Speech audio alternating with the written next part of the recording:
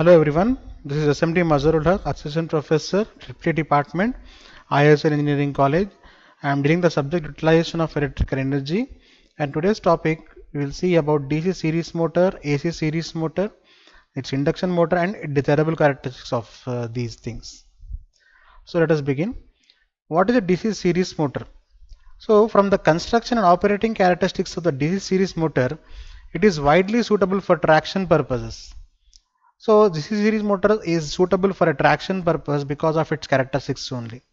The DC series motor is having high starting torque and having the capability of handling overloads that is essential for traction drives. These motors are having simple and robust construction. The speed control of the series motor is easy by series parallel control, and the sparkless commutation is possible because the increase in armature increases the load torque and decreases the speed, so that the EMF induced in the coils is undergoing some commutation. As we know that the commutation is the process of we are converting this process of AC to DC. The speed control of series motor is easy by series parallel control only. So series motor flux is proportional to the armature current and torque, but the armature current is independent of the voltage fluctuations and the motor is unaffected by the variation in supply voltage. So the formula given for it is N proportional to 1 by phi, and is proportional to 1 by armature current, and torque is proportional to phi into Ia. But for series motor, phi is proportional to Ia, therefore torque is proportional to Ia square. Therefore, NV is proportional to 1 by Ia, and it is proportional to 1 by root T. But the power output of motor is proportional to the product of torque and speed. Therefore, we write torque and speed product here. Motor output is nothing but proportional to torque and speed product. Motor input drawn from the source is proportional to square root of the torque. Hence, the series motor is having self-retaining property. If more than one motor are to be run in parallel, their speed, torque and current torque characteristics must not have wide variation, which may result in the unequal wear of driving wheels. So AC series motor. Practically a AC series motor is best suited for traction purpose due to high starting torque only. When DC series motor is fed from AC supply, when series motor is fed from AC supply, it works but not satisfactorily due to some of the following reasons. If the DC series motor is fed from AC supply, both the field and armature current reverse for every half cycle, hence unidirectional torque is developed and double the frequency. The alternating flux developed by the field winding causes excessive eddy current loss, which will cause the heating of the motor. Hence the operating efficiency of the motor will decrease, and therefore the field winding inductance will result abnormal voltage drop and low power factor, which will lead to poor performance of the motor. So power factor, if it is drastically reduced, what happens is then definitely the performance of motor also gets affected. The induced EMF and currents flowing through the armature coils undergoing commutation will cause sparking at the brushes and commutator segments. If you see this picture of AC series motor, you are having a single phase AC supply with phase and neutrals, and also you are having a non-inductive resistor that is shown here, and you are having one more thing, that is interpole winding, where it is connected to the series armature, and the main fielding winding through compensating winding is also given to the other end of the armature. So this is the AC series motor connection. Hence, some modifications are necessary for the satisfactory operations of DC series motor on the AC supply, and they are as follows. In order to reduce the inductive reactance of series field, the field winding of AC series motor must be designated for few turns only. And we see that the decrease in the number of turns of field winding reduces the load torque, and that is, if the field turn decreases, it also decreases, and which is increase the speed, hence torque will decrease. But in order to maintain constant load torque, it is necessary to increase the armature turns proportionately. So we know the relation between the speed and the torque and the armature current. If you increase the armature turns, what happens is maintain the constant load torque, it is necessary to increase the armature turns proportionately. If the armature turns increase, the inductive reactance of the armature also increases, which can be neutralized by providing the compensating winding. So Students, already we have discussed about this AC series motor and DC series motor. Now we are talking about the series motor and the DC series motor, how they are useful in the traction. So, magnetic circuit of an AC series motor should be laminated to reduce the eddy current losses. The series motor should be operating at low voltage because high voltage, low current supply would require larger number of turns to produce the given flux. So, very important thing here is to produce the flux, and to produce the flux we require the good AC series motor should have operating at low voltage because high voltage, low current supply would require large number of turns to produce the given flux.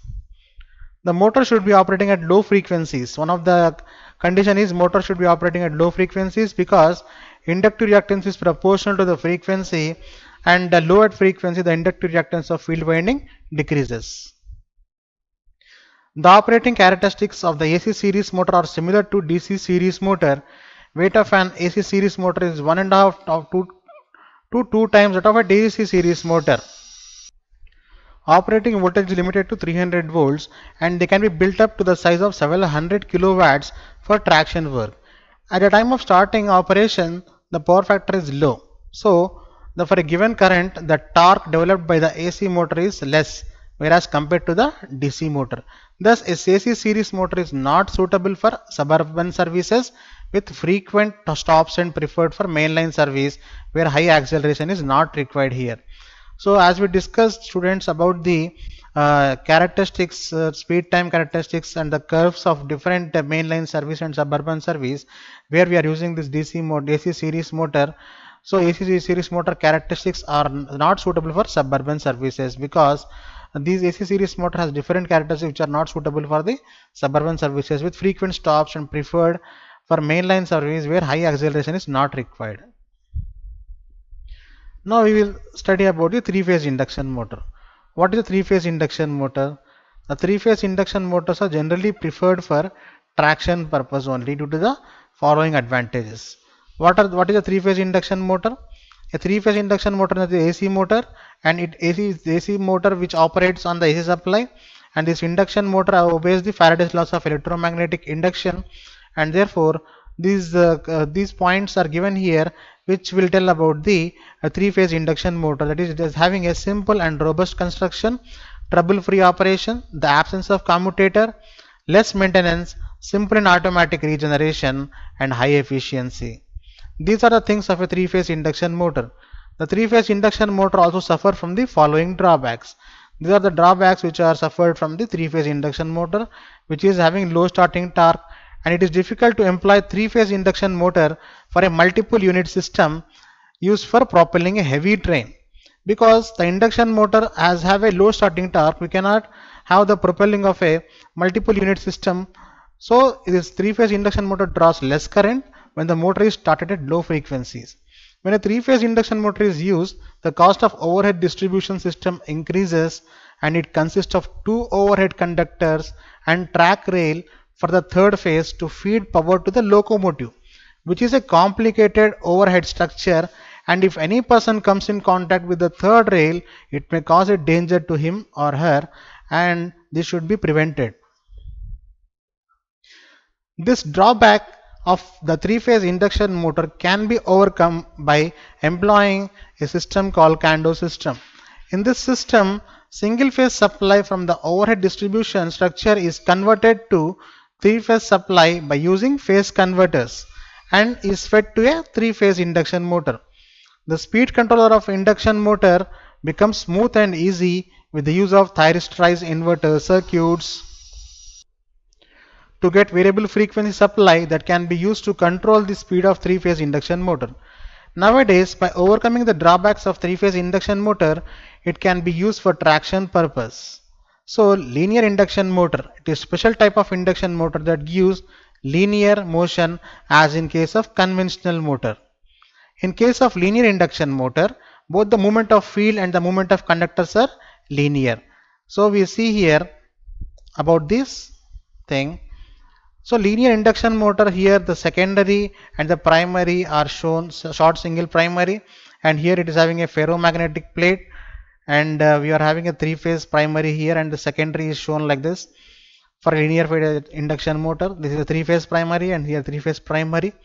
The secondary is kept in between this, and the short secondary ferromagnetic plate is kept and the secondary is kept in between like this. So these are few of the structures of the primary and secondary for a linear induction motor. Why? Because we see that the flux is produced here to rotate the induction motor. The field system may be either single primary or double primary system. As we see here, a single primary system is this one and double primary system is here. The B and C are nothing but the double primary system. A is nothing but the single primary system. In single primary system, a ferromagnetic plate is used, and that plate is placed on other side of the copper plate. It is necessary to provide low reluctance path for the magnetic flux when the primary is excited by a three-phase AC supply. According to mutual induction, the induced currents are flowing through secondary and ferromagnetic plate. Now the ferromagnetic plate energized and attracted toward the primary causes to unequal air gap between primary and secondary as shown in the figure. This drawback can be overcome by double primary system, and in this system two primaries are placed on both the sides of secondary, which will be shorter in length compared to the other depending upon the use of the motor. When the operating distance is large, the length of primary is made shorter than the secondary because it is not economical to place very large three-phase primary. Very large three-phase primary, it is not economical. So generally the short secondary form of system is preferred for limited operating distance as shown, and when three-phase primary winding is excited by giving three-phase AC supply, magnetic field is developed rotating at linear synchronous speed Vs. V suffix s. The linear synchronous speed is given by Vs is equals to 2 pi f meters per second, where tau is the pole pitch in m and f is supply frequency in hertz. Here the synchronous speed does not depend upon the number of poles but depend upon the pole pitch and supply frequency 2 tau f m meter per second. The flux developed by the field winding pulls the rotor same as the direction of magnetic field linearly, which will reduce the relative speed between field and rotor plate. If the speed of the rotor plate is equal to magnetic field, then the field would be stationary. So understand this, student. Here one point you remember is, if the speed of the rotor plate is equal to magnetic field, then the field would be stationary because both our magnetic fields are same. When viewed from rotor plate, if rotor plate is rotating and at a speed more than linear synchronous, direction of force should be reversed, which causes regenerative braking in the linear induction motor. The slip of linear induction motor is given by small s is equal to Vs minus V by Vs, where V is the actual speed of rotor plate and the speed torque, that is track to effort characteristics, are shown in the figure. So if you see the track to effort and torque Newton meters or speed x y axis and x axis, the characteristics, therefore force or track to effort is given by F is equals to P2 by Vs. So this is the characteristics which is rising, and again it is going to a peak and coming to the zero position. Here P2. So if you see here F is equal to P2 by Vs, P2 is the actual power supply to the motor. Now we will talk about the advantages, disadvantages and the applications of this particular linear induction motor. It is simple in construction. It is low initial cost, maintenance cost is low, maximum speed is not limited due to centrifugal forces, better power to weight ratio is there, and these are advantages, few advantages of this three-phase induction motor. And we come to disadvantages: the high cost of providing collector system, and we are having the poor efficiency and low power factor due to high currents drawn by the motor because of the large air gap present in the motor. So we see applications in trolley cars and metallic belt conveyors where you will be having this linear induction motors. So students, I would like to end my topic here because of this in three-phase induction motors and AC series motors and DC series motor. We are able to have the good facilities in the traction because of the robust characteristics as well as their characteristics which of torque and speed, so that the traction has a good control and efficiency of the traction can be increased. Traction motors can be increased. So mainly these are the motors which are having some disadvantages as well as advantages and they are preferable for some systems and not preferable for some other systems. And so students, I would like to end my topic here with this topic, and I would end start the next topic in the next class. Thank you.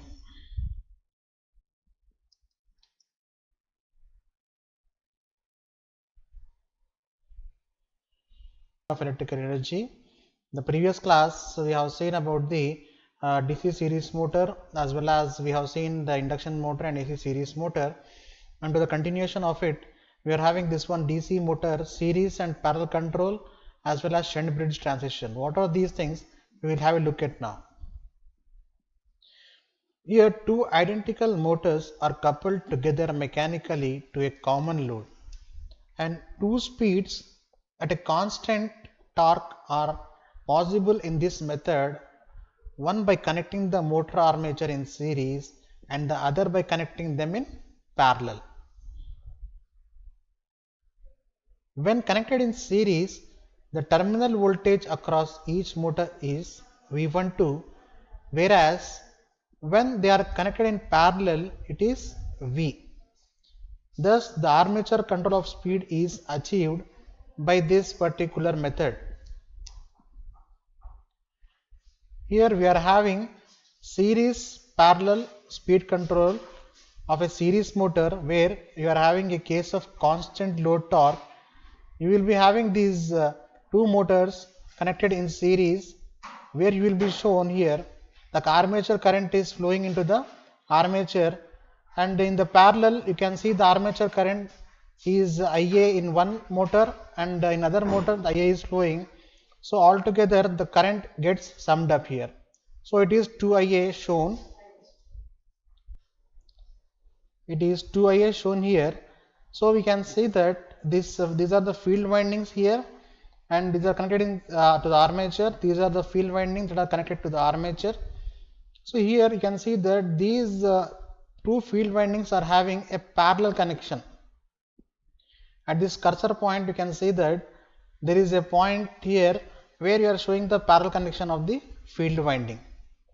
So like that, a series parallel speed control of series motor can be possible by controlling the voltages.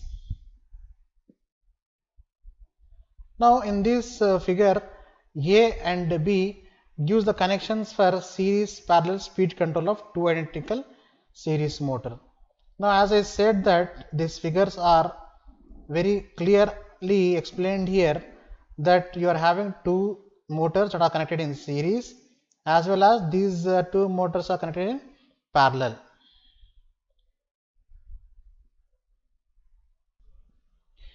So we are having here series parallel speed control of series motor in case of constant load torque is illustrated here. This method is superior to the rheostatic control so far, because efficiency is concerned here, and it is however limited to 2 speed steps. The method is commonly employed for speed control of series traction motors. What about the series traction motors? Here the series traction motor refers to the two methods of AC series motor and DC series motor. So this method is superior. Which one? Here the series parallel control is superior to rheostatic control, because in the rheostatic control there are some losses happen, and therefore you are using this particular method to increase the efficiency, and therefore the rheostatic control is limited to only 2 speed steps. The series parallel control by shunt transition method. What is the shunt transition here? Series parallel control by shunt transition method. The various stages involved in this method of series parallel control are as shown and in the figure below, and in steps 1, 2, 3, 4 the motors are in series and are accelerated by cutting out the RS, that is the resistance, in steps, and in step 4 motors are in full series. During transition from series to parallel, RS is reinserted in the circuit step 5, and therefore you can see that one of the motors is bypassed and step 6 and disconnected from the main circuit in the step 7. It is then connected in parallel with other motor in the step 8, giving first parallel operation, RS is again cut out into steps completely and motors are placed in full parallel. So here the transition refers to the change of the motors from one step to other step, where the RS is changing here, and when it is reinserted in the circuit step 5 and some step 6 and disconnected from the main circuit in the step 7 and then connected in parallel with other motor, and the step 8 giving first parallel position, all these things refer to a transition. So they are in transition, that is shunt means parallel. So they are in full parallel now, the motors are there, but by the transition method you are making this into full parallel. So we have this full series as well as full parallel here. Another method used for speed control of DC series motor is series parallel method. In this system, which is widely used in traction system, where the similar DC series motors are mechanically coupled to the same load. Another method used for speed control here, instead of this transition method, series parallel method is also one of the method which is very widely used in the traction system. And you are having here two motors that are connected to a voltage V, as well as you are having the armature and field winding connected in series, and therefore the voltages are given V by 2 and V by 2. Therefore here the current is given as I, and it is I by 2 and I by 2, where you will be having this parallel connection of the motor, and this is called as a series connection of the motor, where the current will be diverted here from I, it is being made into half, that is I by 2 and I by 2, and going to the two motors and coming back here as a I. And here you are seeing that it is having voltage V by 2 and V by 2 shade, because in series the voltages will be shade and in parallel the currents will be shade. When the motors are connected in series, each motor armature will receive one half the normal voltage.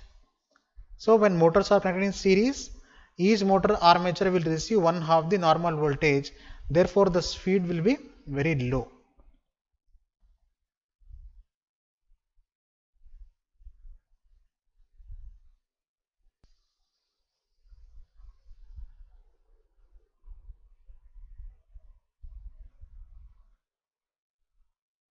Here you can see these particular resistances as well as the series control here. You can see that there is a series control where the arrow mark is shown, that is a rheostat here, and also you can see that these are the series connections. So coming to the parallel connections, you can see that here these are the parallel connections where the one motor is connected to other motor parallelly. Here also the motor is connected parallel to the other motor, and here the rheostat resistances are varied to make the speed of the motor increase or decrease depending upon the situations. And here one more thing you can observe here is diverter is also placed, where the diverter is used to make the current flowing through the motor to be diverted through placing a resistance there. And the main difficulty with the series parallel control is to obtain a satisfactory method of transition from series to parallel without interrupting the torque or allowing any heavy rushes of the current. In shunt transition method, one motor is short circuited and total torque is reduced by about 50% during the transition period, causing a noticeable jerk in the motion of vehicle, because in shunt transition method one motor is short circuited and the total torque is reduced by 50%. Means when the current increases, what happens to the torque here, we reduce by the 50% during the transition period, causing a noticeable jerk there. The bridge transition is more complicated, but the resistance which are connected in parallel with our bridge across the motors are of such value that current through the motors is not altered in the magnitude, and the total torque is therefore held constant, and it is normally used for railways. So in this method it is seen that both motors remain in circuit throughout the transition and the jerks will not be experienced if this method is employed. So you can see that here In this method, it is seen that both motors remain in circuit throughout the transition, where with the circuit is making the motors to be connected, and throughout the transition they are remaining in the circuit. Therefore, the jerks will not be experienced if the method is employed, whereas the jerks will be applicable when the other than this method is applied. Series parallel control by bridge transition. A series parallel control by bridge transition is given as at starting motors are in series with RS, that is link P in position AA dash. The motors in full series with link P in position is BB dash and no RS in the circuit. So you can see that how I have written here about the series parallel control by bridge transition. The motor and the RS are connected in form of Wheatstone bridge. Initially the motors are in series with full RS, and at AA dash are moved in direction of arrowheads in position BB dash, motors are in full series.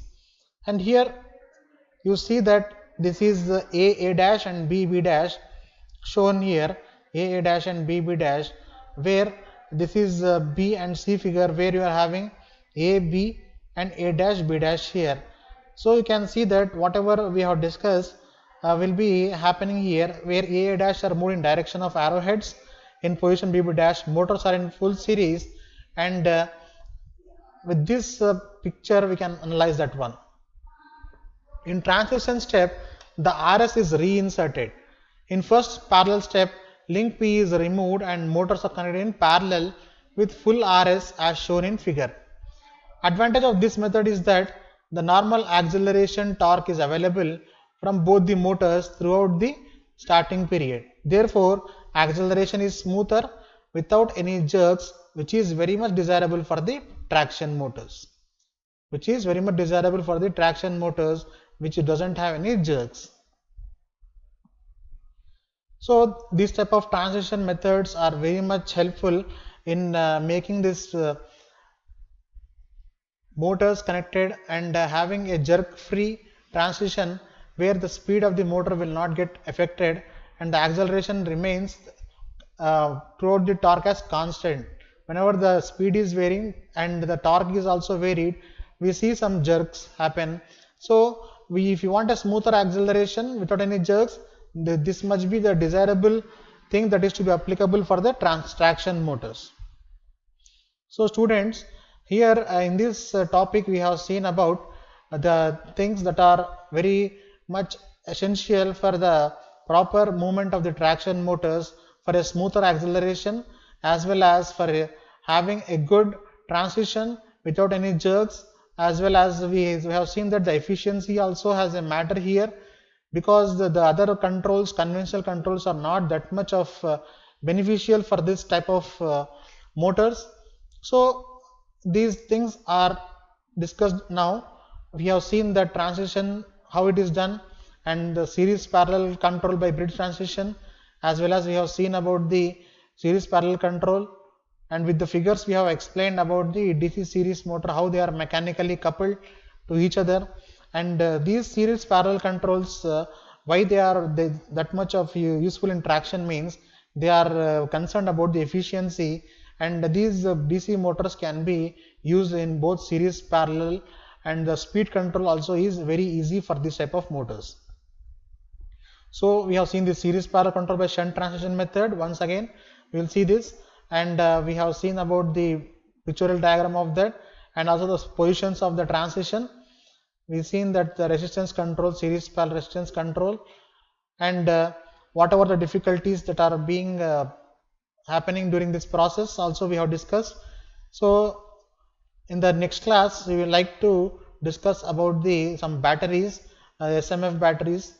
We have already discussed about the lead acid batteries, and we will talk about the SMF batteries, which are the batteries that are very good and very efficient than the other batteries. So I would like to conclude here. Thank you very much.